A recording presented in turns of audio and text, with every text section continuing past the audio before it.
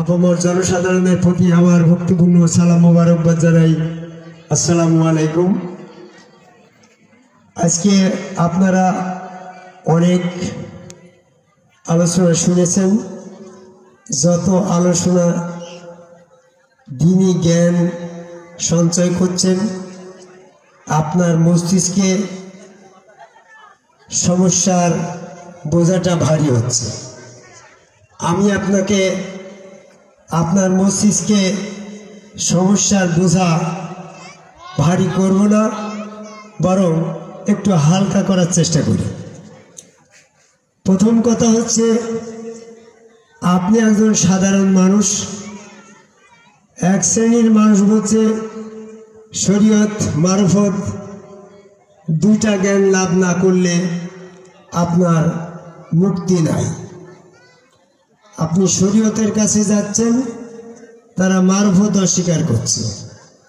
মারফত ফকিরের কাছে যাচ্ছেন, শরীয়ত অস্বীকার করছে। আপনি কোন দিকে যাবেন? এই জন্য হাসিবুল চিশতির উদয় হয়েছে। শরীয়ত মারফত বলে কোনো শব্দ এই কোরআনে নাই। মারফত পন্থী বলে কোনো পন্থীও নাই।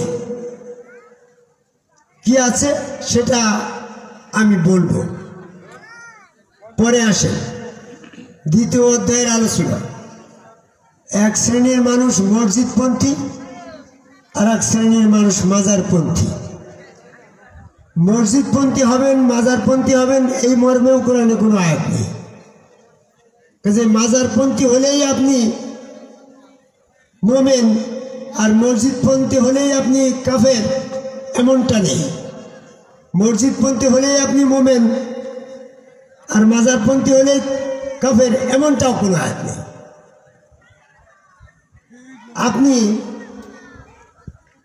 টুপি পাগড়ি জুব্বা নিয়ে 5 ওয়াক্ত জুমা জামাত করছেন, আপনি মোমেন হয়ে গেছেন, এমনটাও কোনো আয়াত নেই। আপনি চুলদাড়ি মোছ রেখে সাধু দরবেশ ফকির হয়ে গিয়েছেন, আপনি মোমেন হয়েছেন, এমনটাও কোনো আয়াত নেই। তাহলে আপনার সমস্যা যত শুনছেন ততই বেড়ে যাচ্ছে। আমি সংক্ষিপ্তভাবে, what is the solution of this problem according to the holy Quran, এইগুলা সমস্যার সমাধান কোরআন মাফিক কোথায় আছে? What is the processing to believer according to the holy Quran? Quran মোতাবেক মোমেন হওয়ার বিষয়বস্তু কি? যদি বলেন মারফত, মারফত অস্বীকার করি না, তবে মারফত শব্দটা কি? মারফত মানে পরিচয় জানা। কিন্তু আমাদের সমাজে মারফত বলতে যেটা বোঝানো হচ্ছে যে গোপনীয় কিছু তথ্য। মারফত শব্দের অর্থ গোপন না, বাতেন মানে গোপন।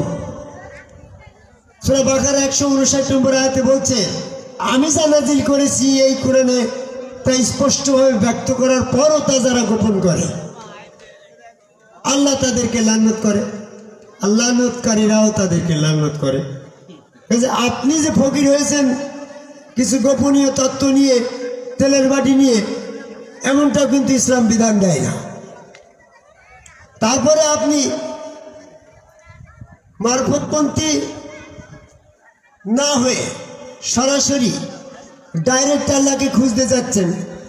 যদি ডাইরেক্ট আল্লাহকে আপনি পেয়ে যান, তাহলে ডাইরেক্ট আল্লাহর সান্নিধ্যে তো ইবলিসও ছিল না। সরাসরি আল্লাহকে জানিয়ে বুঝিয়ে কথোপকথন আলাপ আলোচনার মাধ্যমে সেই আল্লাহর ইবাদত বন্দিকে করেছে বেহেশতের ভিতরে ফেরেশতা এবং ইবলিস, নাকি? তো সরাসরি যদি এমনটা ভাবে সব স্বয়ং আপনি আল্লাহকে পেয়েও যান, আমার মাঝে মাঝে আবার দাঁড়িয়ে না কথা বলি, কথাটা স্থায়ী হয় না। আপনারা কিছু মনে করেন না, আমার রাগ একটু বেড়ে যায় এই জন্য যে অনেকেই বলে যে আল্লাহ দেখে ইবাদত করতে হবে। আরে আল্লাহ দেখা বা আল্লাহ সাক্ষাৎ বা আল্লাহর সাথে কথোপকথনটাও তো শেষ ঠিকানা না। কারণ ইবলিস তো আল্লাহ দেখে আল্লাহর সাথে কথোপকথন করে তো সে কাফের হয়েছে। তাহলে মূল ঠিকানা কোথায়? মূল সমস্যা কোথায় সেখানে যান। আপনি সেখানে না যাওয়া পর্যন্ত ইসলামে যত ওয়াজ করছেন এই সাধারণ একজন খেটে খাওয়া মানুষের বোঝাটা ভারী হচ্ছে, ঠিক না কথা? আসেন তো, আপনি সরাসরি আল্লাহকে দেখে সরাসরি আল্লাহকে পেয়েছেন, আল্লাহর সাথে সাক্ষাৎ করেছেন, মোলাকাত করেছেন, তাও আপনি শয়তান হতে পারেন। এই জন্য আপনার পীর ধরা গুরু ধরা আল্লাহ পাওয়ার শর্ত নয়, শর্ত হচ্ছে শয়তান থেকে মুক্ত হওয়া, শয়তানের অনুসরণ না করা। কথাটা তো এমনটাই, শয়তানের অনুসরণ না করার মধ্য দিয়েই মুমিন হওয়ার পরিচয়। শরীয়ত মারফত হকিকত তরিকত দিয়ে আপনি মুমিন হলে ইবলিস শরীয়ত মারফত হকিকত তরিকতের জ্ঞান কি কম রাখে? মুমিন হওয়ার ফর্মুলা হচ্ছে ইবলিসের অনুসরণ না করা। ধর্ম আর অধর্ম, ধর্ম চিনার কায়দা হচ্ছে অধর্ম পরিত্যাগ করা। সত্য মিথ্যা, সত্য চিনার কায়দা হচ্ছে মিথ্যা পরিত্যাগ করা। ন্যায় অন্যায়, ন্যায় চিনার কায়দা হচ্ছে অন্যায় না করা। ঠিক তদ্রূপ ভাবে ধর্ম আর অধর্ম, ধর্ম চিনতে হলে অধর্ম পরিত্যাগ করা। ঠিক মুমিন এবং কাফের, আপনাকে মুমিন হতে হলে কাফেরের পরিচয় জানতে হবে, কাফের না হওয়া, তাই তো? আর কাফের না হতে হলে প্রথম কাফেরের বৈশিষ্ট্য জেনে সেই কাজ থেকে বিরত থাকা। প্রথম কাফের কে গো? ইবলিস। কি করে কাফের হইল? আদম, আদমকে আল্লাহকে সিজদা না করে কাফের। আপনাকে যদি মুমিন হতে হয় তাহলে আপনাকে কাফের না হওয়া, কাফের চিনলে কাফের না হওয়া মানে আপনি মুমিন হওয়া। কাফেরের বিপরীত কাজ করার তো মুমিনের কাজ। কাফেরের বিপরীত কাজ কি? কাফেরের বিপরীত কাজ হচ্ছে কাফের আদমকে আল্লাহকে সিজদা করে না, আপনার তার বিপরীত ওই আদমকে আল্লাহকে সিজদা করেই মুমিন হতে হবে। আমি শরীয়ত মারফত হাকিকত তরিকত গুরু ধরা পীর ধরা মাজারের কাছে যাওয়া না যাওয়ার বিষয়টা এখানে প্রাধান্য দিচ্ছি না, প্রাধান্য পাচ্ছে আদমকে আল্লাহকে সিজদা করাটাই হচ্ছে মুমিনের সিলসিলা, মুমিনের পরিচয়, মুমিনের কর্ম। আপনি মাজারে যান কিন্তু আপনি আদমকে সিজদাকারী না, আপনি মুমিন না। আপনি মসজিদে যান, হজে যান, কাবা ঘরে যান, আদমকে সিজদাকারী না, আপনি যদি মুমিন হয়ে যান ইবলিস বলবে আমি তাহলে মুমিন নাই কেন? আপনি সরাসরি আল্লাহকে সাক্ষাৎ পেয়েছেন, সরাসরি আল্লাহর সাথে কানেক্টেড হয়ে কথাবার্তা বলছেন, আপনি যদি মুমিন হয়ে যান ওই ব্যাপারে ইবলিসও দাবি করবে আমি মুমিন। কারণ শয়তানও তো সরাসরি আল্লাহর সাথে তর্ক করেছে, করে নাই? দেখেন সূরা সাদের ৭৫ নম্বর আয়াত, হে ইবলিস কে তোকে নিষেধ করলো তাকে সিজদা করতে যাকে আমি আপন হস্ত দ্বারা তৈরি করলাম? তাহলে ইবলিস আল্লাহ ইবলিসের সাথে কথা বলছে আর ইবলিস আল্লাহর প্রশ্নের জবাব দিচ্ছে। যাকে আপনি বিশুষ্ক কদমের শুষ্ক মৃত্তিকা থেকে তৈরি করেছেন পচা কাদা দিয়ে, আমি সে পচা কাদা দিয়ে তৈরি মানব জাতিকে সিজদা করার মধ্যে আমি নাই। তাহলে আল্লাহর সাথে তার সরাসরি কথা হয়েছে। আপনি যদি সরাসরি আল্লাহর সাথে কথা বলে মুমিন দাবি করেন তাহলে শয়তানও তো ওই বৈশিষ্ট্যের সাথে মিল হয়ে যায়। কাজে তার সাথে পার্থক্য শুধু একটাই যে সে আদমকে আল্লাহকে সিজদা করে নাই আর আপনি করেছেন। আমি ওইখানে একটু কথা বলতে চাই। আল্লাহ ইজ এভরিওয়্যার। পৃথিবীতে এমন কোনো জায়গা নেই যে সেখানে আল্লাহ নেই। আবার শয়তানও তো আছে। তারপরে শয়তান এবং আল্লাহকে সেপারেশন করে যখন আপনি আল্লাহকে সিজদা করবেন সেই জায়গাটাই হবে মুমিন হওয়ার ঠিকানা। দেখেন আমি সংক্ষিপ্তভাবে বলি, ইতিপূর্বে আমার বক্তা বলেছেন, যেহেতু আমি সংক্ষিপ্ত সময়ে নিয়ে আপনাদের সামনে উদয় হয়েছি আমি সংক্ষিপ্তভাবেই বলতে চাই। আল্লাহ বলছে যে তুমি যেখানে থাকো আমি তোমার সাথে আছি, সূরা হাদীদের ৪ নম্বর আয়াত। যদি আল্লাহ রাব্বুল আলামিন আরশে সীমাবদ্ধ থাকে আর আপনি জমিনে আছেন, আমি সর্বাবস্থায় তোমার সাথে আছি কথা যদি সত্য প্রমাণ করা লাগে তাহলে আপনাকে আরশ মোল্লায় যাওয়া লাগে। আর আপনি যখন আরশ মোল্লায় যান নাই, তারপরেও আপনার সাথে আল্লাহ আছে কোরআনের আয়াত, তাহলে আমরা এটা বীজগণিতের ফর্মালে প্রমাণিত হয় যে আল্লাহ আরশ সাথে সীমাবদ্ধ নয়, আল্লাহ আপনার ভিতরে, মানুষের ভিতরে আছে। এই ব্যাপারে আমি শুধু বলতে চাচ্ছি যে আল্লাহ সমস্ত জায়গায় আছে তার দলিল। ইন্নাল্লাহ আলা কুল্লি শাইইন মুহিতুন, সূরা নিসার 126 নম্বর আয়াত। তাহলে আল্লাহ সমস্ত জায়গায় ব্যপ্ত আছে। অনেকে বলে কাফেরের ভিতরে কেউ আছে, সূরা বাকারা 19 নম্বর আয়াত করে দেখেন যে আল্লাহ কাফেরদের ভিতরে মুহিতুন হয়ে আছে। এজন্য আল্লাহ সমস্ত জায়গায় ব্যপ্ত আছে। শয়তানও কিন্তু সমস্ত জায়গায় আছে। আমি একটু একটু করে বলি, আল্লাহ নিরাকারে আছে বিশ্বাস করেন, শয়তানও নিরাকারে আছে বিশ্বাস করেন। নিরাকার অবস্থায় যদি আপনি আল্লাহ বিশ্বাস করে সেজদা করতে যান, সেখানে শয়তানের সমকক্ষ আল্লাহ হয়ে যায়, কিংবা আল্লাহর সমকক্ষ শয়তান হয়ে যায়। আল্লাহ সব জায়গায়, নিরাকারে শয়তানও সব জায়গায়। এখানে সেজদা করতে গেলে সেজদাটা শিরক হচ্ছে এই জন্য যে আপনি সেজদা আল্লাহকে করলেন না শয়তানকে করলেন, এই জায়গায় একটা বিষয় এসে যায় না। বলবেন আপনি নিয়ত করে করলেন। আরে নিয়ত করে যদি হইতো তাহলে আপনার নাকি একটা ঘুষি মারবে।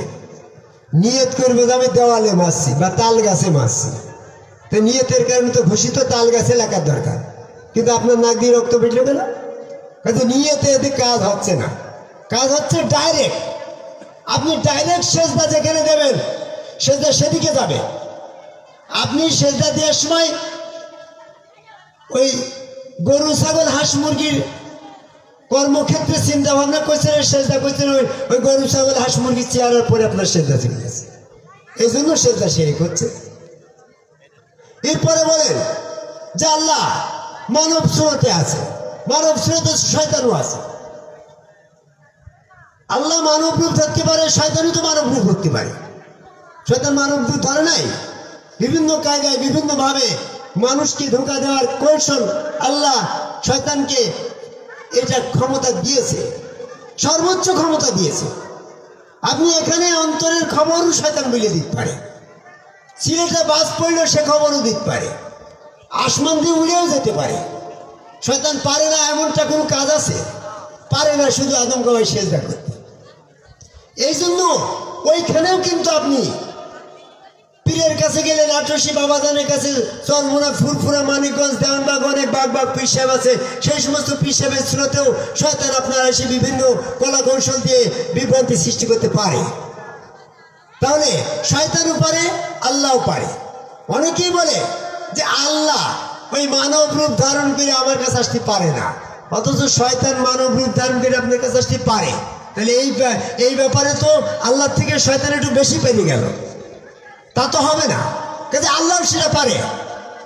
এই জন্য দেখেন এমন একটা রূপের ছদ্মবেশ শয়তানে ধরতে পারে না।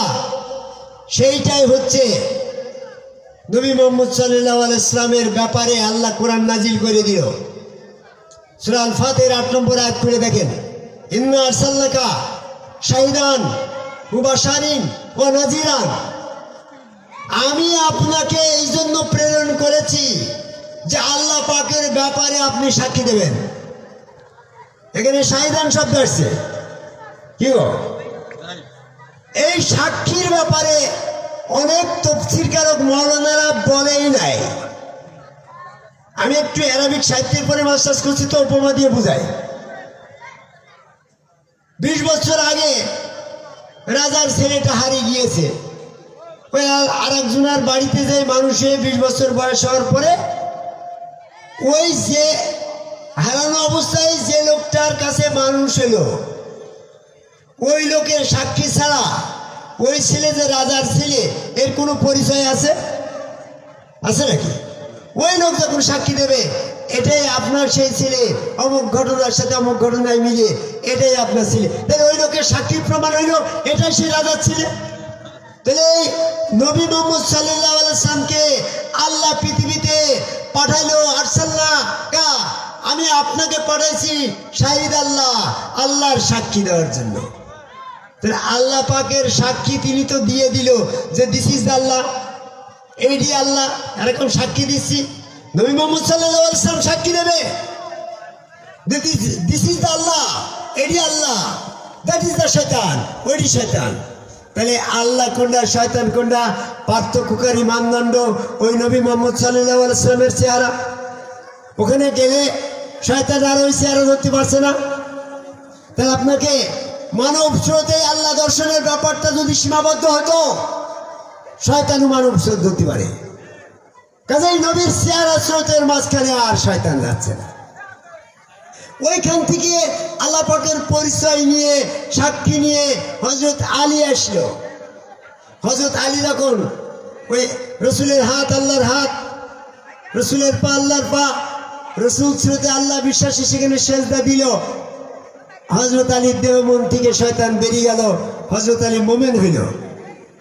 হযরত আলীকে যখন রেসালত দিল, হাসান বসরি যখন হযরত আলীর হাত আল্লাহর হাত, সূরা আল ফাতিহা 10 নম্বর আয়াত, ইন্নাল্লাযিনা বায়ুনাকা ইন্নামা বায়ুনাল্লাহ, যে তোমার কাছে বায়াত গ্রহণ করে সে তো আল্লাহর কাছেই বায়াত গ্রহণ করে।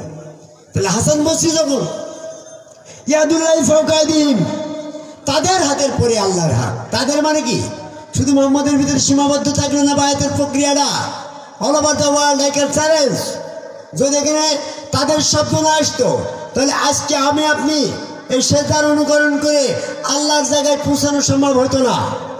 মুহাম্মদ সাল্লাল্লাহু আলাইহি ওয়াসাল্লাম পর্যন্তই শাহিদ আল্লাহর ব্যাপারটা সীমাবদ্ধ থাকতো। যেহেতু এখানে ইন্নাল্লাযিনা যারা উবায়ুনাকা, তোমার কাছে বায়াত গ্রহণ করে, ইন্নামা, নিশ্চয়ই তারা আল্লাহর কাছে বায়াত গ্রহণ করে।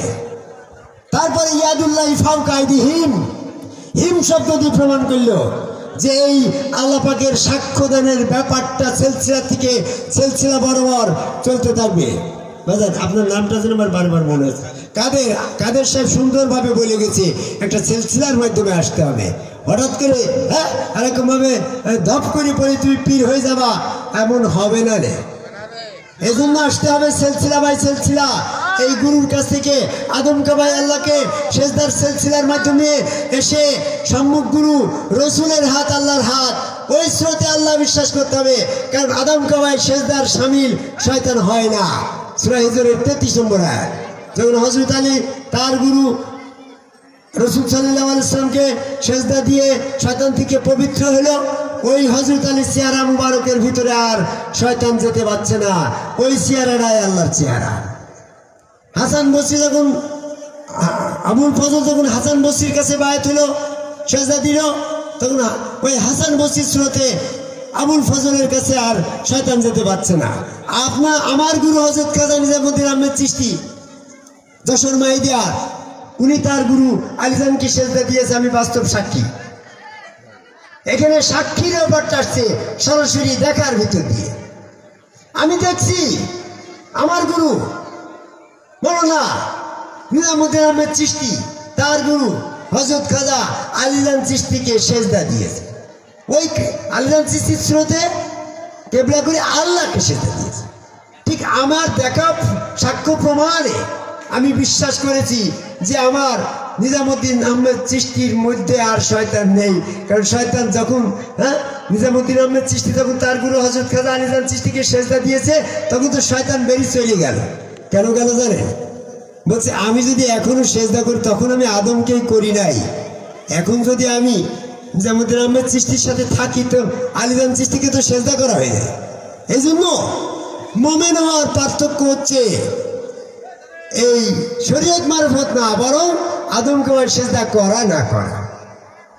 তাই শাহিদ আল্লাহ ইন্না আরসালনাকা, নিশ্চয় আমি আপনাকে প্রেরণ করেছি, শাহিদা মুবাশশিরিন ওয়া নাযিরান। সূরা আল ফাতিহার 8 নম্বর আয়াত। লিতুমিনু বিল্লাহি ওয়া রাসূলিহি ওয়া তুআজ্জিরুহু ওয়া তুআক্কিরুহু ওয়া তুসাব্বিহু বুকরাতান ওয়া আসীলা। সূরা আল ফাতিহার 9 নম্বর আয়াত।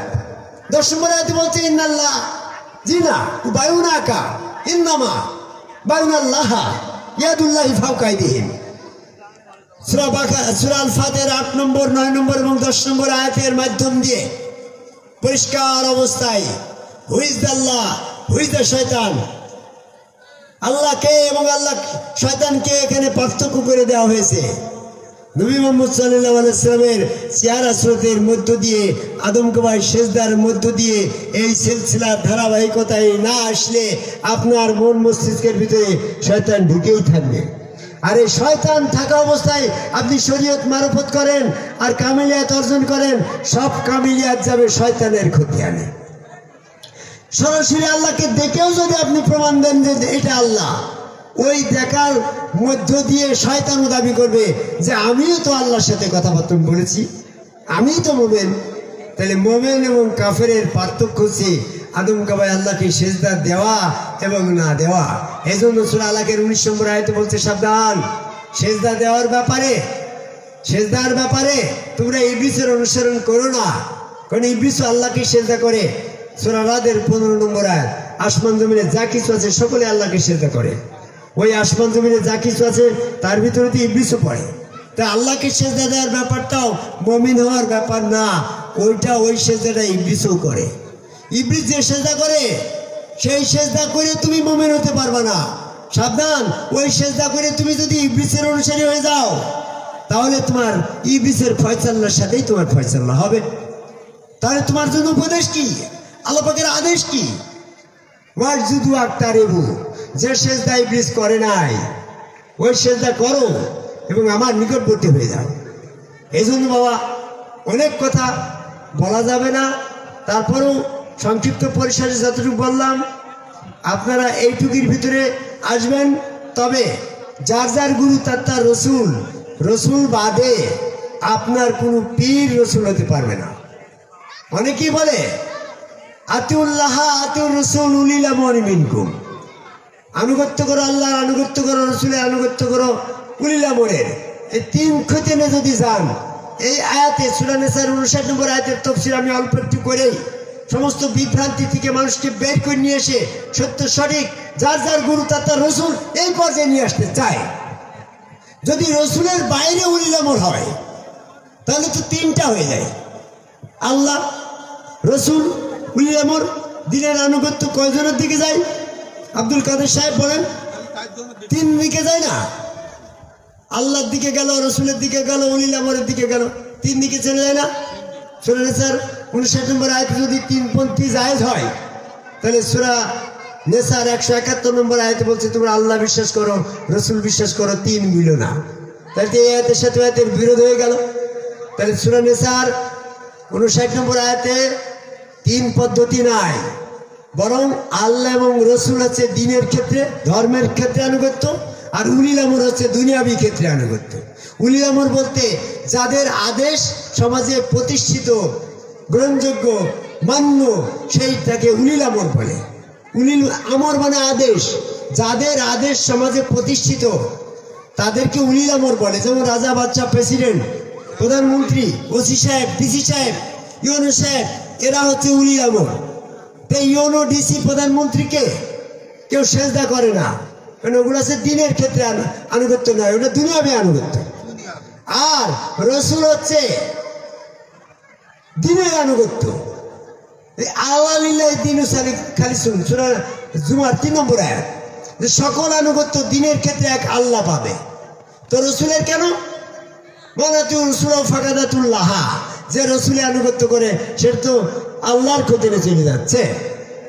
কলিন কুনতুম তুহিব্বুনাল্লাহ ফাতাবিনি, যদি তুমি আল্লাহকে পেতে চাও তাহলে রসুলের অনুসরণ, রসুলের ঠিকানা করা হয়েছে। কিন্তু এই আল্লাহ এবং রসুলের আনুগত্যটা দিনের খতিয়ানে থাকছে, রসুলের আনুগত্য করলে ওটা আল্লাহ পেয়ে যাচ্ছে, কিন্তু উলিল আমরের আনুগত্য করলে ওই আনুগত্য আল্লাহর হবে বা ওই আনুগত্য রসুলের হবে এমন কোনো আয়াত নেই। কিন্তু উলিল আমরের আনুগত্য দিনের ক্ষেত্রে সেরে। পীর সাহেবের আনুগত্য করছেন, পীর সাহেবের আনুগত্য দিনের ক্ষেত্রে সেরে, কারণ কোরআনের কোনো আয়াতে বলে নাই যে পীরের আনুগত্য করলে ওই আনুগত্য রসুলের হবে, এমন আয়াত নেই। পীরের আনুগত্য করলে ওই আনুগত্য আল্লাহর হবে, এমন আয়াত নেই। আপনি ইমাম সাহেবের আনুগত্য করছেন দিনের ক্ষেত্রে, ওটাও শিরক হচ্ছে। কারণ ইমাম সাহেব যেহেতু রসুল না, ওই ইমাম সাহেবের আনুগত্য করলে ওই আনুগত্য রসুলের হবে বা আল্লাহর হবে, এই মর্মেও কোরআনে কোনো আয়াত নেই। তাই সমস্ত ইমামপন্থী শিরকপন্থী। আমি আলেম ওলামা মাওলানা মুফতি সাহেব উলামা ইকরাম এদের আনুগত্য করবেন দিনের ক্ষেত্রে, এটাও শিরক হবে। কারণ দিনের সমস্ত আনুগত্য পেতে হবে আল্লাহ পর্যন্ত। তো এই ইমাম সাহেব মুফতি সাহেব মাওলানা আলেমদের উলামা ইকরাম করে আনুগত্য করলে ওটা আল্লাহর হবে বা রসুলের হবে, এই মর্মে কোরআনে কোনো আয়াত নেই। কাজেই উলামাপন্থী, রসুল উলামাপন্থী, আলেমপন্থী, পীর সাহেবপন্থী, ইমাম সাহেবপন্থী যারা রসুল দাবি করে না দিনের ক্ষেত্রে, এদের কোনো আনুগত্য করলেই সেটা শিরক গণ্য হবে। তাই শিরক থেকে মুক্তির জন্য আপনার আদম কাবায় সেজদাকারী একজন সম্যক গুরু, যিনি শয়তান থেকে পবিত্র হয়েছেন, ওই হাত আল্লাহর, ওই পা আল্লাহর, ওই চেহারা আল্লাহর, ওর ভিতরে ওই চেহারায় আল্লাহকে সেজদা করলে আপনি শয়তান থেকে পবিত্র হবেন।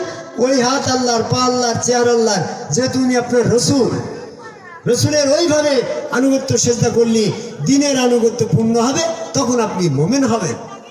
তা আমার আজকের আলোচনার সারমর্ম হচ্ছে সূরা বাকারা, সূরা আল ফাতিহার 8 নম্বর আয়াত, ইন্না আরসালনাকা শাহিদান, নিশ্চয় আমি আপনাকে সাক্ষী হিসাবে প্রেরণ করেছি, মুবাশশিরিন, সুসংবাদদাতা হিসাবে, ওয়া নাযিরান, সতর্ককারী হিসাবে, লিতুমিনু বিল্লাহি, যাতে মানুষ আল্লাহ বিশ্বাস করতে পারে। এখানে লিতুমিনু বিল্লাহি, যাতে মানুষ আল্লাহ বিশ্বাসী হতে পারে।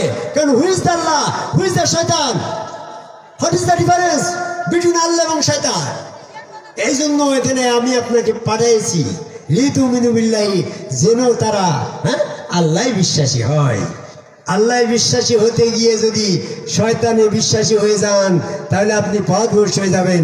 এই জন্য আপনার সিলসিলাটা পৌঁছাতে হবে নবী মুহাম্মদ সাল্লাল্লাহু আলাইহি ওয়াসাল্লামের কাছ থেকে, সিলসিলা বাই সিলসিলা ধারাবাহিক সাজরা শরীফের মাধ্যমে আসতে হবে। না হলে আপনার মাঝখানে ওই যে কাদের সাহেব সুন্দর একটা লজিক দিয়ে গিয়েছে, 10টা দলিলের মাধ্যমে আপনি জমির মালিক হয়েছেন, মাঝখানে একটা দলিল নাম্বার যদি আপনি হারিয়ে যায়, তাহলে আর মালিকানা থাকছেন না। তো সেজদা নামার মাধ্যম দিয়ে আদম সেজদার যে ধারাবাহিকতা, এইখানে না আসলে আপনি মোহাম্মদ আপনার আল্লাহর সাক্ষী থাকছে না। এই জন্য মুহাম্মদ সাল্লাল্লাহু আলাইহি ওয়াসাল্লাম আপনাকে আল্লাহর ব্যাপারে সাক্ষী দিয়েছে। এই সিলসিলা বাই সিলসিলা সাক্ষী সূরা হজের 78 নম্বর আয়াত দেখেন, রসুল তোমাদের জন্য সাক্ষী আর তোমরা সাক্ষী হয়ে যাও পরবর্তী মানুষের জন্য। তাহলে আমরা যে ওলিয়ে কামেল বুজুর্গানে দিনের এই সিলসিলার মাধ্যমে খাজা খান জাহান আলীর এই 45তম ওরস মাহফিল এসেছি, পৃথিবীতে আমরা মাজারপন্থীদের সাথেও নেই, আমরা মসজিদপন্থীদের সাথেও নেই, আমরা আছি সেজদাকারীর সাথে। তাই যারা আদম কাবায় সেজদাকারী তাদের সাথে যেয়ে সঙ্গ ধরি, তাদের সাথে তাদের মাধ্যম দিয়ে আমরা আল্লাহর সাক্ষাৎ লাভ করি, আল্লাহ পাকের পরিচয় নিয়ে ওই আল্লাহর সাথে কথোপকথন বললেই আমি মুমিন হব। আদম কাবায় সেজদাকারী বাদে যদি আমি আল্লাহ দর্শন করতে চাই, তাহলে শয়তানের বড় ভাই হয়ে যায়। কারণ শয়তান তো আগের থেকেই আল্লাহর সাথে সাক্ষাৎ করে আছে না? বড় ভাই মানে কি? শয়তান আপনার অনেক আগের থেকেই আছে। তো যাই হোক, এই জনপদের মানুষের কাছে আমি হয়তো একেবারেই আননোন। এই সাতক্ষীরায় জেলায় আমি ইতিপূর্বে কয়েকবার এসেছি, কিন্তু এই কালীগঞ্জে আমার এই প্রথম। তো আমি হঠাৎ করেই আজকে আগন্তুকের মাঝে মতো আপনাদের সামনে উপস্থিত হয়েছি। আমার কথাবার্তার ভিতরে ভাবগাম্ভীর্যের ভিতর দিয়ে কোনো রকমের ভুল ভ্রান্তি হলে এই জনপদের মানুষের কাছে আমি নিজ গুণে আমার অপরাধ স্বীকার করে ক্ষমা প্রার্থী হয়ে যেটুক সত্য হয় সেই আদম কাবায় সেজদাটুক গ্রহণ করে আপনি শয়তানের দল থেকে বেরিয়ে আসেন। দূরের থেকে একজন প্রশ্ন করছে যে ওই সেজদার বিষয়টা তো ফেরেশতাদের জন্য। তার উত্তরটা হচ্ছে, এটা ফেরেশতাদের জন্য, তার মানে ফেরেশতাদের প্রতি হুকুম ছিল। তো ফেরেশতা তো আমাদের দ্বীনি ব্যবস্থাপনার বড় সাক্ষী নাকি? আমি আরবিক সাহিত্যের পরে মাস্টার্স করছি, তো আমার উপমা এসে যায়। এখন আমরা 5টা ভাই, তো বড় ভাইয়ের জন্য যে হুকুম, আমি কি বলতে পারবো ওটা আমার জন্য না? ছোট ভাইয়ের জন্য হুকুম হলে বড় ভাই রেহাই পেয়ে যেত, যে ওটা ছোটদের জন্য, বড়দের জন্য না। বড়র জন্য যখন ওই চেয়ারে বসা নিষেধ, তাহলে ছোটদের জন্য নিষেধ, এটাকে আর বলা লাগে গো? ফেরেশতার মতন মানুষ গো, তার মানে তার কোনো পাপ টাপ নেই। ফেরেশতার জন্য যে জায়গায় সেজদার নির্দেশ, তুমি পাপিষ্ঠ মানুষ, তোমার কিসে এত বাধা দিল? এটা হচ্ছে শয়তানি বুঝ। তার কারণ যদি শুধু ফেরেশতার মধ্যে আপনাকে যখন বলা হচ্ছে আপনি আদম কবির সেজদা করে একজন সম্মুখ রাসূলের কাছে বায়াত গ্রহণের মাধ্যমে ওখানে সেজদা করেন, তখন আপনি বললেন ওই সেজদার আয়াতগুলা সূরা বাকারার 34 নম্বর আয়াত, সূরা আরাফের 11 নম্বর আয়াত, সূরা বনী ইসরাঈলের 60 নম্বর আয়াত, সূরা হিজরের 29 নম্বর আয়াত, সূরা সাদের 72 নম্বর আয়াত, এরকমভাবে এই সমস্ত আয়াতগুলো আছে ফেরেশতাদের জন্য, ও তো আমাদের জন্য না। এইরকম একটা অজুহাত দিয়ে আপনি আদম সেজদা থেকে বিরত থাকছেন। আমি আপনার জন্য এতটুকুই বলি, যদি শুধু ফেরেশতাদের জন্য হতো তাহলে ইবলিসকে যখন বলা হলো তুমি আদম সেজদা করলে না কেন, সূরা সাদের 75 নম্বর আয়াত, তখন সে বলতে পারত আপনি হুকুম করেছেন ফেরেশতাদের, আমি তো ফেরেশতা না। সূরা কাফের 50 নম্বর আয়াত করে দেখেন ইবলিস ফেরেশতা না, ইবলিস জিন জাতীয়, তা আমি তো সেজদার আওতায় না, আমার কেন অপরাধ? তো সে তো শুধু ফেরেশতাদের জন্য এই সেজদার অজুহাতটা সে দেয় নাই। বলে বুঝলাম ফেরেশতা এবং জিনদের জন্য, মানুষের জন্য না। সূরা ইউসুফের 100 নম্বর আয়াত যখন নাজিল হইল, ইউসুফের সেজদা করলে ইউসুফের 11 ভাই পিতা মাতা, তো সেক্ষেত্রে তো ফেরেশতা জিন ছিল না গো কাদের সাহেব, তাহলে তো মানুষই ছিল। তাহলে ওই সেজদার সময় ওরা ভুল করে ফেলেছে, ওরা মোমেন ছিল না। আরে মোমেন না, ওই 11 ভাই রা থেকে তার পিতা মাতা তো নবী, তারা তো মোমেন ছিল। আর তারা ভুল করেই ফেলে। ইউসুফ তো আল্লাহর নবী, তো ইউসুফের সাথে আল্লাহ পাকের তো ওই কানেকশন হটলাইন ছিল না। আপনার সাথে মোবাইল আছে, আপনার অফিসার যদি কোনো রকমের নির্দেশ করে সাথে সাথে মোবাইল করে দিচ্ছে না, তো ইউসুফের সাথে তো আল্লাহ পাকের মোবাইল কানেক্টেড ওই সময় চালু ছিল, সিম চালু ছিল না। তো আল্লাহ সরাসরি ইউসুফকে নিষেধ করে দিত, দেখো ইউসুফ আলাইহিস সালাম তোমার 11 ভাই পিতা মাতা যে তোমাকে সেজদা করলো, এই সেজদা তো অবৈধ, এটা শুধু ফেরেশতাদের জন্য, এটা মানুষের জন্য বৈধ না। তোমাকে ডাইরেক্ট নিষেধ করে দিলাম, সতর্ক করে দিলাম, এইটা মানুষের জন্য প্রযোজ্য নয়। এরকম একটা মোবাইল নাম্বার এখানে মোবাইল করে দিতে পারতো না আল্লাহ, তো দেয় নাই তো। কাজেই এটা অজুহাত দিয়ে আপনি সেজদা থেকে বিরত থাকেন না, বরং এই সেজদাটাই সিরাতুল মুস্তাকিম, কালা হাযা সিরাতুল আলাইহিল মুস্তাকিম, এই আদম কবির সেজদাটাই সিরাতুল মুস্তাকিম, হ্যাঁ, যা আমার পর্যন্ত পৌঁছায় সূরা হিজরের 41 নম্বর আয়াত। আর শয়তান আল্লাহর সাথে চ্যালেঞ্জ করলো যে আমি এই সিরাতুল মুস্তাকিমে ডাইনের থেকে বামে থেকে সম্মুখ থেকে পিছন থেকে মানুষকে আক্রমণ করবো, যেন তারা এই আদম কবির সেজদার এই সিরাতুল মুস্তাকিমে না আসতে পারে। সূরা আরাফের 16 নম্বর আয়াত। কিন্তু আপনি যত অজুহাত দেখাচ্ছেন, এগুলো শয়তান আপনার ভিতরে ঢুকে অজুহাতগুলো সৃষ্টি করছে। আপনি একবার সমস্ত বেহেশতের আশাটা ত্যাগ করেন, দোজখের ভয়টা ত্যাগ করেন। কেন বললাম জানেন? আপনার মস্তিষ্কে দেয়া হচ্ছে যেটা শিরক, শিরকদের সঙ্গ ধারণ করো না। আরে এই সেজদাতে শিরক, এই অজুহাতটা তুমি দিচ্ছ, আপনি দিচ্ছেন। কিন্তু ইবলিসকে যখন বলা হলো যে তুমি কেন সেজদায় শামিল হলে না, সে তো সহজ একটা কথা বলতে পারতো যে আনাল মারজুদুলিল্লাহ, সমস্ত সেজদার মালিক আল্লাহ, আল্লাহ ছাড়া সেজদা হারাম, আমি আদমকে সেজদা করলে শিরক হবে, এই জন্য আমি করি নাই। এই অজুহাত থেকে ইবলিসের জানা ছিল না? ইবলিসকে এই অজুহাতটা দিতে পারতো না? তো বলবা যে ইবলিস বোঝে না, আপনি বোঝেন বেশি আর ইবলিস একটু কম বোঝে, তাহলে আপনি ইবলিসের থেকে মহাজ্ঞানী, তা তো না। ইবলিস কম বোঝে না, ইবলিস জানতো যে এটা শিরক না, এই জন্য শিরকের অজুহাত দেয় নাই। শিরক না কারণ শিরক হতো যদি চেহারাটা আদমের হতো, তাহলে যে নিয়তি সেজদা করবে ওটা শিরক হতো। আর শিরক থেকে মুক্তির জন্য আল্লাহ নিজ সুরত মানুষকে দান করল। কিভাবে দিল? রেস্টার দলিল করে দিল না। সূরা ফিতরের 6, 7, 8 নম্বর আয়াত করে দেখেন, ফাসাওয়াকা ফাআদালাকা ফি আইয়ুসরাত, আল্লাহ নিজ স্রোতের সমান সমান করে সামঞ্জস্য করে যেমন স্রোত তেমন স্রোতে এই মানুষ তৈরি করেছে। এটা আল্লাহর নিজ চেহারা। যদি রেস্টার দলিল করে আদমকে দিয়ে দিত, তাও কিন্তু ওই সেজদা শিরক হতো, ওখানে সেজদা দিলে শিরক হতো। এই জন্য আল্লাহ এটা রেস্টার দলিল করে হস্তান্তর করে না, এটা আমানত স্বরূপ দিয়েছে। সূরা আহজাবের ৭৫ নম্বর আয়াত করে দেখেন, মানুষকে আমি আমানত দিয়েছি। আমানত বস্তু কি? অনেকে বলে বীর্যটা আমানত। নাউজুবিল্লাহ, বীর্য আমানত না, কারণ বীর্য পশুরও আছে।